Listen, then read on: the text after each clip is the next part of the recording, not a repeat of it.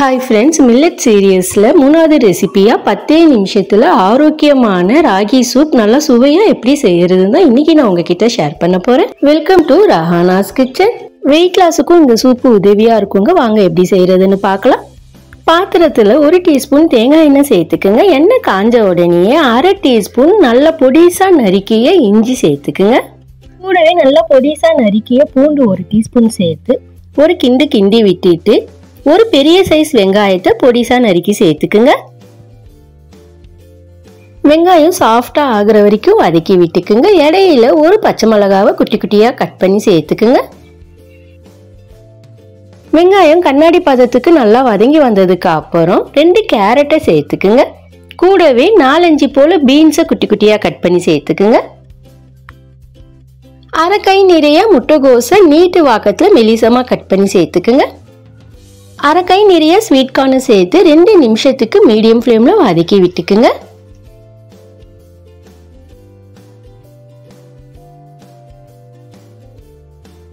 இடையில கொஞ்சம் கொத்தமல்லி தழையும் சேர்த்து வதக்கி விட்டுக்குங்க.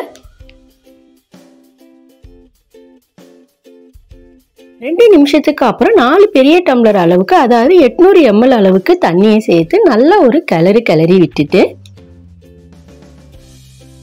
கூடவே தேவையான அளவுக்கு உப்பு, 1 டீஸ்பூன் அளவுக்கு மிளகு பொடி கூடவோ குறைக்கவோ உங்க காரத்துக்கு ஏற்ற மாதிரி சேர்த்துக்குங்க.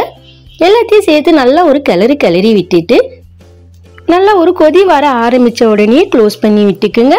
7-8 நிமிஷம் நல்லா காய்கறி எல்லாம் வெந்து வரட்டும்.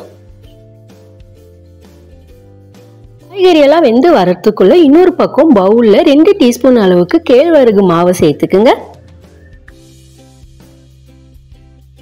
2 டம்ளரால 1/2 டம்ளர் அளவுக்கு தண்ணியை சேர்த்து எந்தவித கெட்டிகளும் இல்லாத அளவுக்கு நல்லா கிண்டி விட்டுக்குங்க.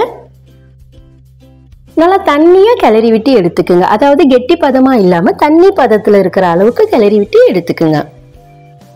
7-8 நிமிஷத்துக்கு அப்புறம் பாத்திரத்தை ஓபன் பண்ணி விட்டுக்குங்க. நம்ம கிளறி எடுத்த கேழ்வரகு மாவை மறுபடியும் ஒரு தடவை நல்லா கிளறி விட்டு அதுல சேர்த்து விட்டுக்குங்க.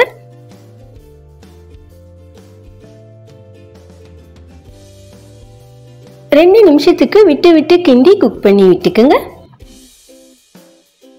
2 நிமிஷத்துக்கு அப்புறம் அடுப்பை ஆஃப் பண்ணி விட்டுக்குங்க.